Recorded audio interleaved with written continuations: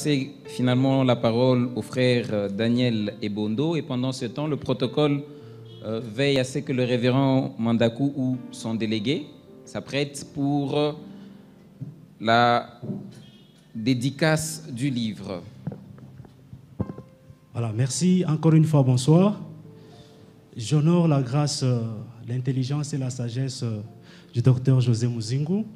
J'ai parlé de vous avant que vous ne soyez là. J'honore la grâce aussi de l'apôtre Paul. Voilà, moi je vais essayer d'entrer dans le livre. À travers ces livres-là, j'ai compris premièrement que si l'Église primitive des Jean, de Pierre et les autres vivaient le miracle au quotidien, c'est parce qu'ils prêchaient Jésus-Christ vécu. Et non parce qu'ils prêchaient Jésus-Christ lu à travers les Écritures. Moins encore Jésus-Christ révélé par le Saint-Esprit. D'abord Jésus-Christ vécu. C'est pourquoi ils vivaient les miracles chaque jour. Ainsi, l'écrivain, le pasteur Jacques-Raymond Goïka-Koudji, vient de nous révéler son expérience vécue personnellement avec son Créateur, à travers le titre « La gloire est là ». Généralement dans ce monde, celui qui enseigne sur base de l'expérience vécue est un bon enseignant que celui qui enseigne parce qu'il a lu son enseignement quelque part, dans un livre ou ainsi de suite. D'où le pasteur Jacques-Raymond Goïka-Koudji est un enseignant expérimenté à travers son livre. Personnellement, moi, après la lecture de cet ouvrage, de 19h30 à 4h47 minutes, je n'ai pas pu m'arrêter. Je me suis senti transformé. Ma joie a été renouvelée malgré mes problèmes que j'avais quotidiennement. Je les ai oubliés. Pourquoi? Parce que dans ces livres, le pasteur nous raconte son histoire. Il dit qu'en juin 2006, il a perdu sa première épouse, qui lui a laissé 5 enfants, dont l'aîné n'avait que 8 ans, et la cadette qui était née prématurément, à 6 mois de gestation. J'ai vu son problème en lui. Je me suis dit, Seigneur, qu'est-ce que tu veux m'apprendre? Parce que généralement, nous, surtout nous qui nous appelons chrétiens, quand un problème pareil nous arrive, il y a plusieurs questions auxquelles nous nous posons. Par exemple, Seigneur, qu'ai-je fait pour mériter ça? Ne suis-je pas ton serviteur comme les autres?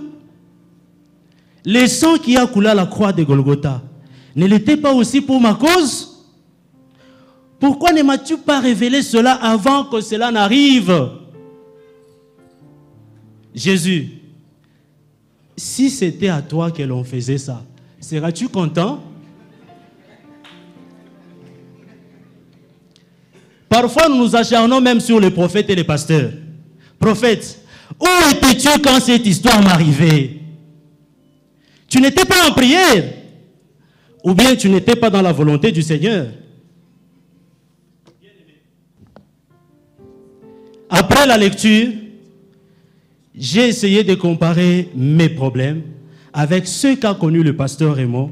J'ai compris que mon problème n'était pas grand pour que je continue à vivre avec des soucis ou pour que cela me prive de la gloire que j'avais déjà au fond de mon cœur. Et cela m'a poussé premièrement à demander pardon à Dieu. Je lui ai dit, Seigneur, quand tu vas parcourir les maisons pour apporter les solutions aux différents problèmes des familles, que mes problèmes à moi soient en dernière position. Commence d'abord par les problèmes pareils à ceux qu'a connus les pasteurs Raymond. Et ce jour-là, j'ai pu renouveler ma foi et ma confiance en Dieu. Je me suis dit que si Dieu est arrivé à consoler son serviteur, je sens qu'aujourd'hui le pasteur Raymond, à côté de maman Emiliane Abiba, il est vraiment consolé. Si Dieu est parvenu à consoler son serviteur, pourquoi pas moi? Même quand bien même ça peut prendre beaucoup de temps, Je m'en fous du temps que cela peut prendre, mais aujourd'hui, je suis dans la joie après la lecture du livre du pasteur Jacques-Raymond Goïka-Koudji. Et au fur et à mesure que je lisais, je m'enfonçais davantage dans les eaux profondes de la transformation.